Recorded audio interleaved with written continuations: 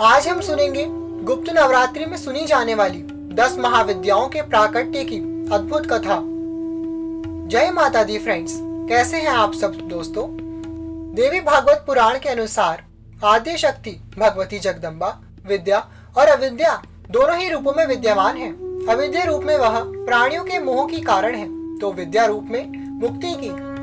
भगवती जगदम्बा विद्या या महाविद्या और भगवान सदाशिव विद्यापति के रूप में भी प्रतिष्ठित हैं। 10 महाविद्याओं का संबंध मूल रूप से देवी सती, शिवा और पार्वती से है। ये ही अन्यत्र नवदुर्गा, चामुंडा तथा विष्णुप्रिया आदि नामों से पूजित और अर्चित होती हैं। 10 महाविद्याओं का अवतरण क्यों हुआ और कैसे हुआ, इस संबंध में जानकारी महाभागवत देवी पुराण में एक रोचक कथा से प्राप्त होती है, जो संक्षेप में इस प्रकार है। पूर्व काल की बात है, प्रजापति दक्ष ने एक विशाल यज्ञ महोत्सव का आयोजन किया, जिसमें सभी देवता ऋषिगण निमंत्रित थे, किंतु भगवान शिव से द्वेष हो जाने के कारण दक्ष ने ना तो उन्हें आमंत्रित किया और न अपनी पुत्री सती को ही बुलाया। देवर्षि नारद जी ने देवी सती को बताया कि तुम्हारी सब बहनें यज्ञ में आमंत्रित हैं, अतः तुम्हें भी वहां जाना चाहिए। पहले तो देवी सती ने मन में कुछ देर विचार किया, फिर वहां जाने का निश्चय किया। जब देवी सती ने भगवान शिव से उस यज्ञ में जाने की अनुमति मांगी, तो भगवान शिव ने वहां जाना अनुचित बताकर उन्हें जाने से रोका, पर देवी सती अपने निश्चय पर अटल रही। वह बोली, मैं प्रजापति के यज्ञ में अवश्य जाऊंगी और वहां पहुंचकर या तो अपने प्राणेश्वर देवादिदेव के लिए यज्ञ में भाग प्राप्त करूंगी या यज्ञ को ही नष्ट कर दूंगी।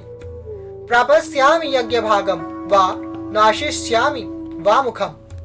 ऐसा कहते हुए देवी सती के नेत्र लाल हो गए, उनके अधर फड़कने लगे, जो कृष्ण वर्ण के हो गए। क्रोध अग्नि से उद्दीप्त शरीर महाभयानक एवं उग्र दिखने लगा। उस समय महामाया का विग्रह प्रचंड तेज से तमतमा रहा था। शरीर वृद्धावस्था को प्राप्त सा हो गया। उनकी केश राशि बिखरी हुई थी। चारों भुजाओं से सुशोभित वह महादेवी पराक्रम की वर्षा करती सी प्रतीत हो रही थी। काल अग्नि के समान महाभयानक रूप में देवी मुंडमाला पहने हुई थी और उनकी भयानक जिह्वा बाहर निकली हुई थी। सिर पर अर्धचंद्र सुशोभित था और उनका संपूर्ण विग्रह विकराल लग रहा था। वह बार बार भीषण हुंकार कर रही थी। इस प्रकार अपने तेज से देदीप्यमान एवं अति भयानक रूप धारण कर महादेवी सती घोर गर्जना के साथ अट्टहास करती हुई भगवान शिव के समक्ष खड़ी हो गई। देवी का यह भीषणतम स्वरूप साक्षात महादेव के लिए भी असहनीय हो गया। भगवान शिव का धैर्य जाता रहा। उनका वह रूप असहनीय होने से शंकर जी वहां से हट गए और सभी दिशाओं में इधर उधर भागने लगे। देवी ने उन्हें रुक जाइए, मत जाइए कई बार कहा, किंतु शिव एक क्षण भी वहां न रुके। इस प्रकार अपने स्वामी को विचलित देखकर दयावती भगवती सती ने उन्हें रोकने की इच्छा से क्षण भर में अपने ही शरीर से अपनी अंगभूता 10 देवियों को प्रकट कर दिया, जो 10 दिशाओं में उनके समक्ष स्थित हो गयी। भगवान शिव जिस जिस दिशा में जाते थे, भगवती का एक एक विग्रह उनका मार्ग अवरुद्ध कर देता था।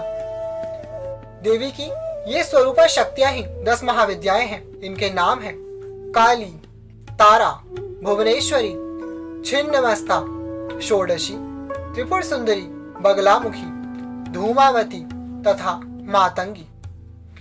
जब भगवान शिव ने इन महाविद्याओं का परिचय पूछा, तो देवी बोली, कृष्ण वर्णा तथा भयानक नेत्रों वाली ये जो देवी आपके सामने स्थित है, वह भगवती काली है, और जो यह श्याम वर्ण वाली देवी आपके ऊर्ध्व भाग में विराजमान है, वह साक्षात महाकाल स्वरूपिणी महाविद्या तारा है।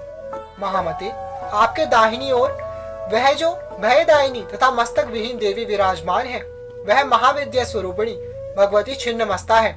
शंभु, आपके बाईं ओर यह जो देवी है, वह भगवती भुवनेश्वरी है। जो देवी आपके पीछे स्थित है, वह शत्रुनाशिनी भगवती बगला है। विधवा का रूप धारण की हुई यह जो देवी आपके अग्नि कोण में विराजमान है, यह महाविद्या स्वरूपिणी महेश्वरी धूमावती है। और आपके नैऋत्य कोण में ये जो देवी है, वह भगवती त्रिपुर सुंदरी है। आपके वायव्य कोण में जो देवी है, वह मातंग कन्या महाविद्या मातंगी है। और आपके ईशान कोण में जो देवी स्थित है, वह महाविद्या स्वरूपिणी महेश्वरी षोडशी है। मैं तो भयंकर रूप वाली भैरवी हूँ। शंभु, आप विचलित मत होइए। यह सभी रूप भगवती के अन्य समस्त रूपों से उत्कृष्ट हुई हैं। महेश्वर, ये देवियां नित्य भक्ति पूर्वक उपासना करने वाले साधक पुरुषों को चारों प्रकार के पुरुषार्थ, धर्म, अर्थ, काम और मोक्ष तथा समस्त मनवांछित फल प्रदान करती हैं। बोलिए माँ महाकाली की जय। दोस्तों, इसी के साथ गुप्त नवरात्रि में सुनी जाने वाली 10 महाविद्याओं के प्राकट्य की कथा संपूर्ण होती है।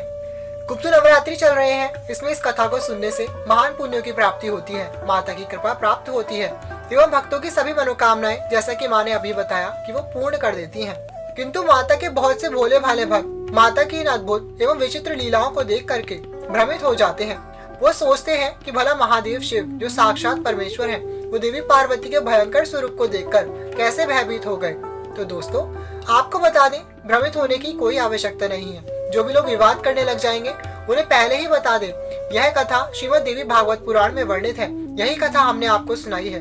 वास्तव में शिव और पार्वती साक्षात परब्रह्म परमेश्वर हैं। उनका रोना, गाना, बोलना, चलना, भयभीत होना, हंसना, ये सभी मात्र उनकी लीलाएं हैं।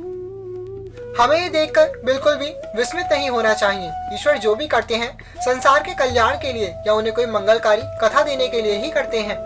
इस कथा के पीछे भी उद्देश्य यही था कि माँ देवी अपनी 10 महाविद्याओं को प्रकट करें, इसलिए शिव जी और माँ दुर्गा ने इस प्रकार की लीला रची। दोस्तों, इस कथा का प्रमाण आपको माँ भगवती के ग्रंथों में एवं श्री देवी भागवत पुराण में भी मिल जाएगा। इस कथा के माध्यम से किसी भी संप्रदाय या समुदाय की भावनाओं को ठेस बिल्कुल भी नहीं पहुंचाया गया है। हम शास्त्रों में छुपी हुई इसी प्रकार की अद्भुत कथाएं आप सभी के लिए लेकर के आते हैं। अगर वीडियो अच्छी लगे तो इसे जरूर लाइक कीजिएगा और माता रानी के इस प्यारे से परिवार का हिस्सा बनने के लिए चैनल को जरूर सब्सक्राइब कीजिएगा। इन वीडियोस को सभी से शेयर कीजिएगा ताकि वो भी इन गुप्त नवरात्र में माँ की इस अद्भुत एवं विचित्र कथा को सुनकर पूरा लाभ उठा सके। दोस्तों, हम मिलेंगे अगली वीडियो में और भी अद्भुत जानकारी के साथ।